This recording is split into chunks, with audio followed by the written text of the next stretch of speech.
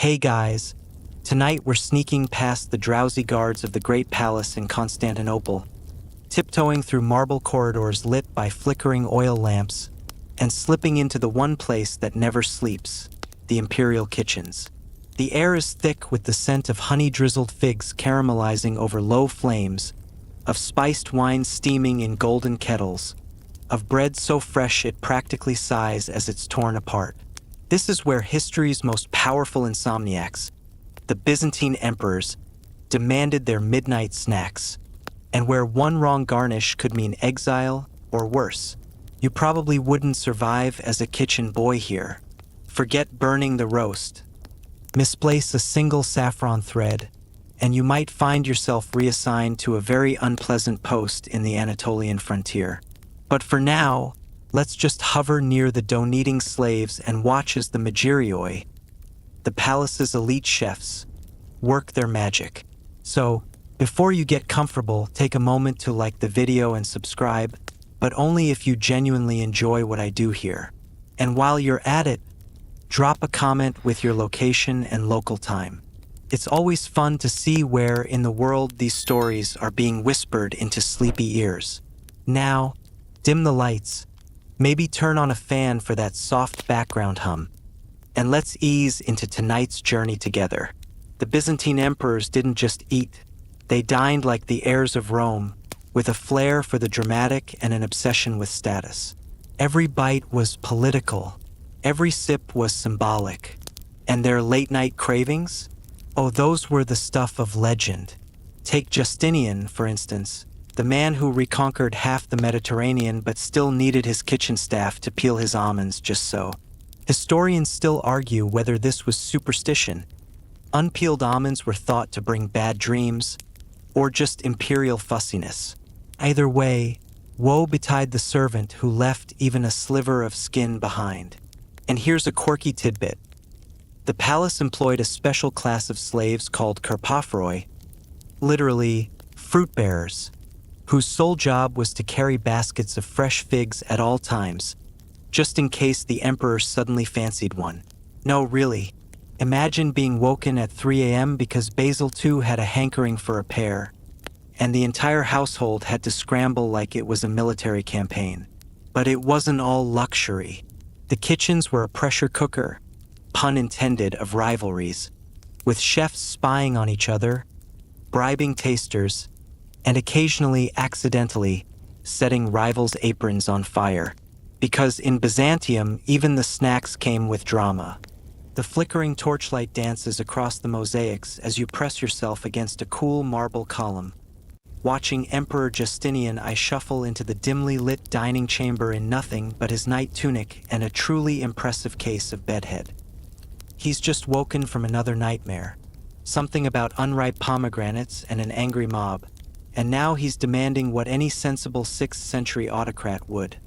A snack that won't upset his humors or his fragile peace of mind. You watch as the Cularios, that's the imperial food steward for those keeping score, nearly trips over his own sandals, presenting a silver platter of peeled almonds, honey-soaked dates, and a single peeled grape, because apparently even grapes needed to be undressed for His Majesty's delicate constitution. Here's the mainstream historical fact. Byzantine physicians followed ancient Greek dietary theories where certain foods could balance bodily fluids. Almond skins, too hot for nighttime digestion. Hence the obsessive peeling. But here's where it gets weird. The palace employed a team of amygdaloprasti, almond peelers, who trained for years to remove every micron of skin without breaking the nut. Their tools? Tiny silver knives and tweezers made from Persian steel. Their workspace? A soundproofed alcove so the emperor wouldn't hear the snap of a misfortunate almond meeting its doom. One surviving edict actually fines a kitchen slave 2 months' wages for audible peeling during sacred quiet hours. Historians still argue whether this was medical paranoia or performance. After all, what better way to flex imperial power than making grown men peel nuts in terrified silence? Meanwhile, down in the servants' quarters, the staff probably munched on unpeeled almonds just to spite the whole system. The real kicker? Justinian's favorite bedtime drink was hypotrima, a warm concoction of wine, grated cheese, and yes, peeled almonds. You're basically drinking a liquefied charcuterie board. Try falling asleep after that without dreaming of tax reforms. The clatter of horse hooves on cobblestones jerks your attention to the palace gates, where a dust-covered Visigoth envoy is demanding entry and breakfast at 2 a.m.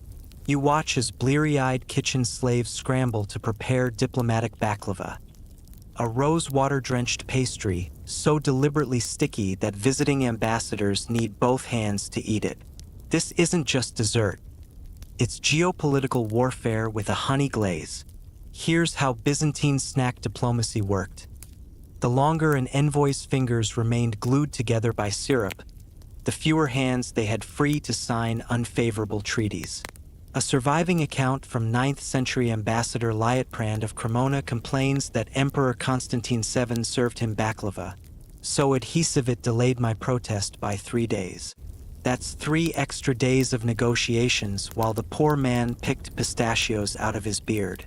But the real power move, the Coptoplacus, a 20-layer monstrosity so dense that historians still argue whether it was a pastry or a building material.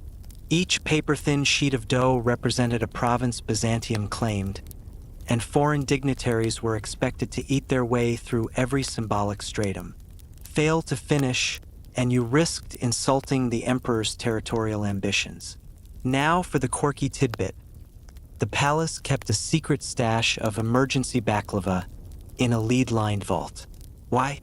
Because in 1071, when Romanos IV was captured at Manzikert, his quick-thinking servants allegedly bribed Seljuk guards with a pan of the stuff. True or not, it explains why later emperors insisted their pastry chefs train in fortification baking. As you lick imaginary syrup off your fingers, consider this.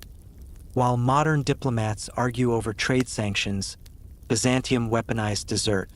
And honestly, we've regressed. A hush falls over the kitchen as a line of pale, smooth-faced men glide in like ghosts, their silk slippers whispering against the mosaic floors. These are the Spathrocubicalarioi, the emperor's personal eunuch taste-testers, and they're about to perform the most dangerous job in Byzantium. You watch as the head eunuch, a man whose taste buds are insured for more than a warhorse, presses a jeweled spoon into a bowl of almond soup. His sip is agonizingly slow, not just checking for poison, but evaluating mouthfeel, temperature, and whether the chef remembered the emperor's irrational hatred of coriander. One wrong garnish could send a cook to the galleys, but one undetected toxin could collapse an empire. Here's the mainstream historical fact. Byzantine emperors employed up to 12 full-time taste testers, all castrated before puberty to ensure they'd never father heirs who might be tempted to accelerate promotions. Their tongues were so valuable that contracts specified their diets. No overly spicy foods that might dull their palates, and certainly no unsupervised snacks. But here's the bizarre part. Some eunuchs allegedly developed toxic cravings. Chroniclers describe one who became addicted to testing hemlock-laced dishes, claiming he could taste the notes of impending doom. Another insisted on sampling every meal with a silver spoon carved from a melted-down icon, because apparently divine protection paired well with poultry. Historians still argue whether the famed eunuch Simeon the Sanctified actually did detect the infamous 1042 honey plot through a slight metallic aftertaste, or if he just had really good PR. Either way, his reward was a golden toothpick and the right to sneeze in the emperor's presence, the ultimate Byzantine flex. As you watch them nibble moon-shaped cheese pastries, it hits you. These men turned eating into extreme sport, and you thought your job was stressful. The distant roar of the Hippodrome crowd rattles the kitchen's copper pots as you peek through a spice-smeared window. Down in the streets, a mob of blues and greens, Constantinople's infamous chariot racing factions, are turning a halftime snack debate into full-scale urban warfare. And it's all because someone dared to suggest sesame candies were superior to pistachio brittle. Welcome to Byzantine sports fandom, where snack preferences could get you stabbed. Here's the mainstream historical fact. Emperor Justinian's 532 Nika revolt, which nearly toppled his reign, reportedly started when fans of the blue faction accused Greens of stealing their concession stand privileges. Soon, the streets ran red with blood, and, if contemporary accounts are to be believed, sticky with trampled nougat. The riots left 30,000 dead, proving once and for all that people take their stadium snacks very seriously. But here's the quirky tidbit uncovered in a 12th century monk's marginal doodles. The factions actually had official snack treaties. The Edict of Honey and Poppy Seeds, circa 1028, strictly divided Hippodrome vendors by faction allegiance, with death penalties for selling pistachios to blues or sesame to greens. Archaeologists even found a curse tablet near the racetrack that reads, "May all who cross this line for cinnamon nuts suffer eternal indigestion." Historians still argue whether Empress Theodora's famous crackdown on the factions was really about political unrest, or if she just couldn't take another dinner party ruined by racing snack debates. Either way, by the 1100s, emperors had learned to keep the peace by distributing identical honey-dipped almonds to both factions, while stationing archers on the roofs just in case. As you watch a street vendor duck flying walnut shells, you realize modern soccer hooligans have nothing on Byzantines with the Munchies. The first streaks of dawn paint the palace walls in pale gold as a disheveled Constantine IX staggers into the dining chamber, clutching his head like it might roll right off his shoulders. Last night's coronation party has left him with a hangover worthy of the history books and an urgent craving for the imperial remedy. A heaping spoonful of brine-pickled sea urchin roe, slurped directly from a jeweled spoon. You wrinkle your nose as the pungent aroma hits you. Imagine the smell of low tide mixed with regret and you're halfway there. But this was the Byzantine equivalent of chugging Pedialyte after a Vegas bender. The palace physician swore by urchin roe's restorative powers, claiming the briny goo rebalanced the humors disturbed by overindulgence. The mainstream historical fact here: ancient Greek medical texts actually did recommend seafood for hangovers, though they probably didn't envision emperors eating it off rubies. Here's where it gets delightfully weird. The roe had to be harvested under specific lunar conditions by divers from the Black Sea, then packed in snow transported from Mount Olympus, the Anatolian one, not the mythical one. A 10th century inventory lists 3 emergency urchins, kept in the palace cistern at all times, the Byzantine version of keeping Gatorade in the mini-fridge. Historians still argue whether Emperor Romanos III's infamous 3-day recovery after his coronation was due to the urchin cure's efficacy, or the fact his physicians kept slipping him opium to enhance the sea flavors. Either way, the treatment had one undeniable side effect. It made the emperor smell like a dockside tavern for hours. Court poets tactfully referred to this as exuding oceanic vitality. As Constantine groans into his silk pillow, a servant discreetly fans the air with a peacock feather. Somewhere, a sea urchin spawns just in time for the next imperial crisis. The flicker of smuggled torches dances across crumbling brick as you follow a hooded figure through Constantinople's back alleys. This is the Misi Emperos, the midnight market, where shadowy vendors hawk forbidden Anatolian melons under cloaks, their sweetness rumored to be so intoxicating it once made an empress dissolve her marriage. You watch as a kitchen slave palms a silver nomisma to a one-eyed fruit seller, whispering the week's code phrase, "The Macedonian sun rises late." The payoff? A melon so fragrant its juice could allegedly make saints break their fasts. Here's the mainstream historical fact. Byzantine sumptuary laws strictly controlled luxury food imports to maintain imperial prestige. Possessing an unauthorized Anatolian melon in the 10th century carried the same penalty as stealing a military horse. Both were considered threats to state security. But the real scandal? Empress Zoe Porphyrogenita supposedly ate one during Lent in 1030, then divorced Romanos III because his conversation lacked the melon's sweetness. Historians still argue whether this was literal or just delicious slander against a famously unpopular emperor. The church certainly believed it. They later required melon sellers to swear oaths not to supply fruit that may unravel holy matrimony. Now for the quirky tidbit. Black market melon dealers developed an elaborate system of wax-sealed authenticity certificates. Archaeologists recently found one such seal near the Great Palace bearing the inscription guaranteed to inspire only moderate lust, the Byzantine equivalent of a USDA organic label. As your guide vanishes with his contraband prize, you catch a whiff of something suspiciously sweet. Better move along before the agents in Rebus, the Imperial Secret Police, start sniffing around too. A gust of wind howls through the monastery's scriptorium as you huddle over a crumbling codex. Its pages sticky with something that's definitely not holy water. This is the archives of forbidden confections, Mount Athos' secret collection of dessert recipes deemed too decadent for mortal souls. And the page currently staining your fingers?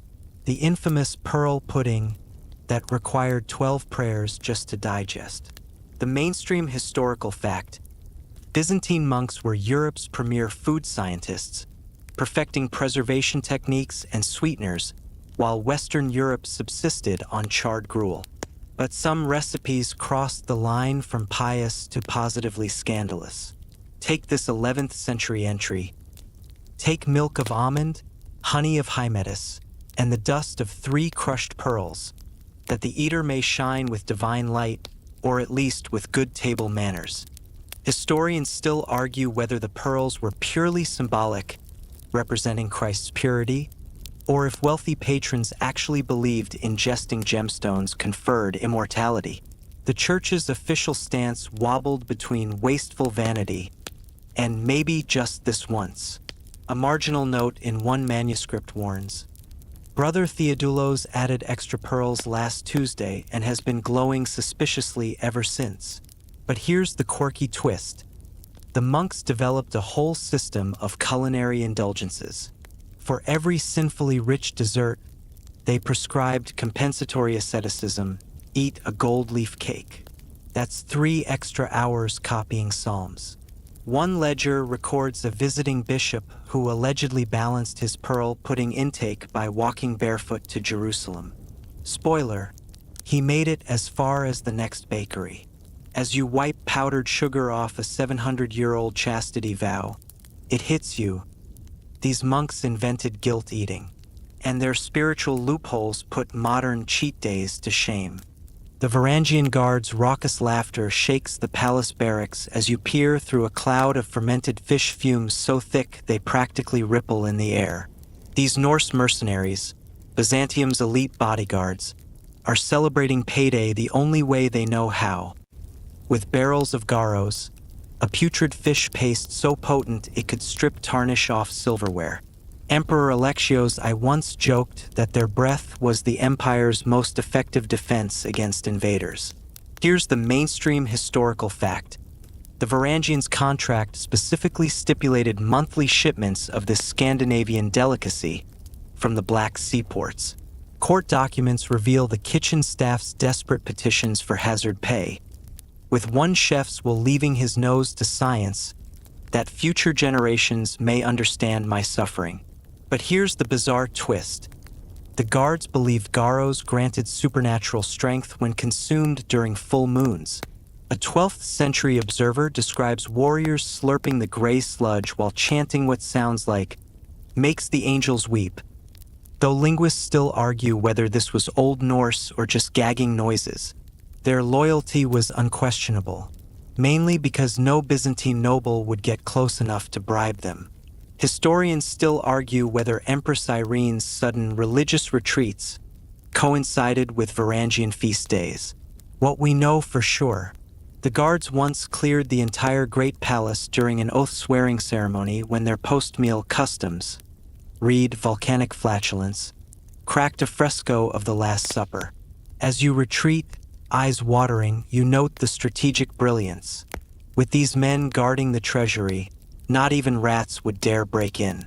Moonlight filters through the porphyr chamber's violet silk curtains as Empress Zoe, age 65 but determined to pass for 40, balances on one bare foot while swallowing a spoonful of gold-flecked yogurt. This is her nightly due of the gods, ritual, part snack, part performance art, and entirely questionable science. Her court physicians swear the combination of edible gold, Aegean honey, and single-legged posture will reverse time's ravages. Though the only visible effect is making her maid, ladies-in-waiting, stifle giggles behind their sleeves.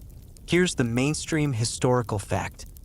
Byzantine aristocracy genuinely believed in edible gold's restorative properties, importing it from as far as Mali. Apothecaries' ledgers show Zoe spent more on gold leaf than some provinces paid in annual taxes. But the real kicker, the yogurt had to be cultured from milk of sheep that grazed near Thessaloniki's healing springs, and stirred only by virgin nuns using cedarwood spoons. Historians still argue whether Zoe's famed longevity, she lived to 72 in an era when 50 was elderly, came from these rituals or simply outliving everyone who annoyed her. Medical scrolls note her physician's growing desperation, with one late edition suggesting perhaps less hopping after meals when the Empress sprained an ankle mid-yogurt. But here's the quirky tidbit. Zoe's golden snack spawned a bizarre black market. Con artists sold Imperial yogurt starter that was just regular yogurt with yellow pollen, while street mimes performed mocking one-footed dances called the Porphyrgenita Shuffle.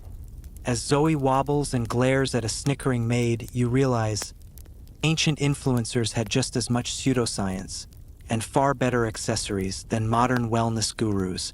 The rhythmic scratching of rat claws overhead mixes with hushed whispers as you crouch in the great palace's grain silo, watching two kitchen boys trade moldy raisins for something far more precious, a charcoal sketch of themselves.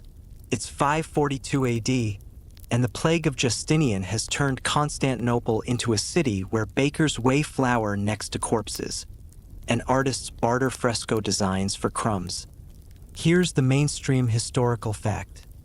During pandemic years, the imperial household shrank from 5,000 to barely 800 souls. Kitchen staff became kings of rationing, stretching one sack of grain across weeks. But the quirky twist? Starving artists, mosaicists, icon painters, even historians began trading their skills for food. A recently discovered ledger lists one gospel illumination equals 3 handfuls of raisins, and portrait of steward equals 1 salted fish, if likeness is flattering. Historians still argue whether the famous plague diaries were genuine accounts or just elaborate meal tickets. The most suspicious entry describes Emperor Justinian's dinner as a model of holy restraint, right next to a scribbled grocery list including peacocks, 5. As you watch the boys pocket their portraits, their faces already gaunt with hunger, the rats suddenly scatter. Someone's coming, probably just another artist, hoping to trade a psalm for a crust. Or maybe the imperial food inspector, who'd sell his own mother for a jar of honey right now. A Sicilian spy shivers in the moonlit ice house, his breath puffing white as he chips away at Byzantium's last shipment of Mount Olympus snow. The very same snow meant to chill Emperor Manuel I's prized sour cherry sorbet tomorrow. This isn't just theft. It's the opening salvo in history's pettiest Cold War. Here's the mainstream historical fact. Constantinople maintained massive underground snow pits lined with cork and straw, where teams of slaves packed winter harvests from mountain peaks. The imperial Skyadian, snowmaster, held a position equivalent to a modern cabinet minister, because nothing said imperial power like eating frozen desserts in August. But here's where it gets deliciously petty. When Sicilian Normans stole a shipment in 1147, Manuel retaliated by banning Sicilian almonds from palace kitchens, a culinary embargo that lasted 7 years. Chroniclers describe Sicilian envoys arriving with peace offerings of marzipan, only to have Byzantine chefs dramatically toss it into the Bosporus, where it belonged. Historians still argue whether the famous Ice House Heist was actual espionage or just a disgruntled snow worker scheme. After all, the spy was caught when he tried to sell the slush to an Armenian ice cream vendor. The incident did inspire Manuel's most Byzantine revenge. He sent the Normans' captured general a melted sorbet with the note, "Tastes like defeat." As you watch the spy stuff snow into goatskin bags, a distant shout echoes. The Skyadians' guards are coming, and they've brought their own icy vengeance. The Frankish knights collapse onto the banquet floor like overstuffed sacks of grain, their gilded belts straining over distended stomachs as Byzantine servers calmly step over them to refill wine cups. It's 1097, and the Crusaders have just committed the greatest tactical blunder of the First Crusade, underestimating Byzantine baklava. Here's the mainstream historical fact. When Western European nobles arrived in Constantinople, their unrefined palates couldn't handle the sophisticated sugars and spices of Byzantine cuisine. Anna Komnene's Alexiad describes Burgundian knights weeping over overly seasoned lamb, while their physicians diagnosed sugar shock as Greek sorcery. But the real comedy unfolds with the dessert course. These hardened warriors, men who'd marched across continents, are brought low by honey-soaked pastries. One chronicle describes a Frankish count eating 14 portions before demanding his armor be let out, while another knight allegedly mistook rosewater for holy water and baptized his plate. Historians still argue whether Emperor Alexios deliberately served extra sweet desserts to weaken the Crusaders' negotiating position.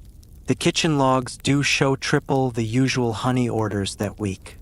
And when the groaning Franks finally staggered to negotiations, they agreed to far less favorable terms, possibly just to lie down sooner. As you watch a server pry a silver spoon from a snoring knight's grip, it's clear.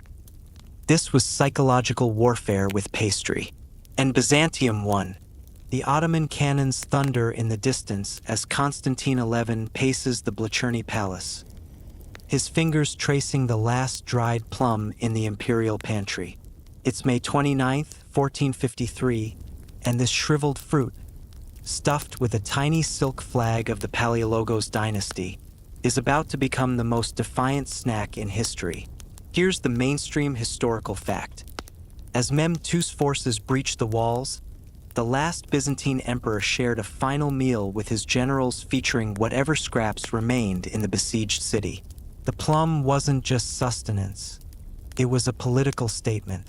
By embedding that miniature banner, historians still argue whether it was purple or gold. Constantine turned snack time into resistance. But here's the heartbreaking twist. The emperor's cupbearer later claimed Constantine saved one seed from that plum, slipping it into his glove as he charged into the final battle. Whether true or myth, it's a detail that's endured, the idea that even in collapse, Byzantium planted seeds of defiance. As the first Ottoman soldiers burst into the palace kitchens, they'll find cold hearths and empty jars, and perhaps, if the stories are true, a single plum pit rolling across the marble floors where emperors once dined.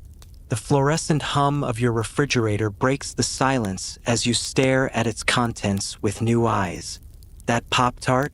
A sad echo of Imperial quince preserves. Those neon yogurt tubes? Pathetic imitations of gold-flecked Byzantine oxygala. Even your ice cube tray feels inadequate compared to snow hauled from mountain peaks just to chill an emperor's sorbet. You pop a frozen waffle into the toaster. No Eunuch Taste-Testers to approve it, no threat of exile if it burns. The microwave beeps. Your feast is ready in 90 seconds instead of 90 days. It's convenient, sure, but where's the drama, the intrigue, the risk of accidentally eating a symbol of doomed resistance? Historians still argue whether we've gained or lost something by democratizing midnight snacks. No longer must we peel almonds in terrified silence or bribe officials for contraband melons. But have we traded culinary pageantry for mere convenience? As you chew your lukewarm toast, a thought lingers. Maybe tonight, just once, you'll drizzle some honey on it. Not because it balances your humors, not to impress foreign ambassadors, but because somewhere in Constantinople's ashes, a ghostly kitchen staff is nodding in approval. The last crumbs of our Byzantine banquet settle now, the whispers of palace intrigue fading like the scent of rosewater in a long-abandoned kitchen. You've walked with emperors through their midnight cravings, tasted the fears and follies of an empire one bizarre snack at a time. Perhaps tonight, as you drift toward sleep, you'll dream of honey-drenched diplomacy or illicit melon markets. Or maybe just appreciate that no one, absolutely no one, is demanding you peel their almonds at 3 a.m. However you remember this journey, know that history's flavors linger in our own habits, our own late-night fridge raids. The Byzantines may be dust, but their culinary drama echoes in every bite we take without poison testers, without treaties, without pearls.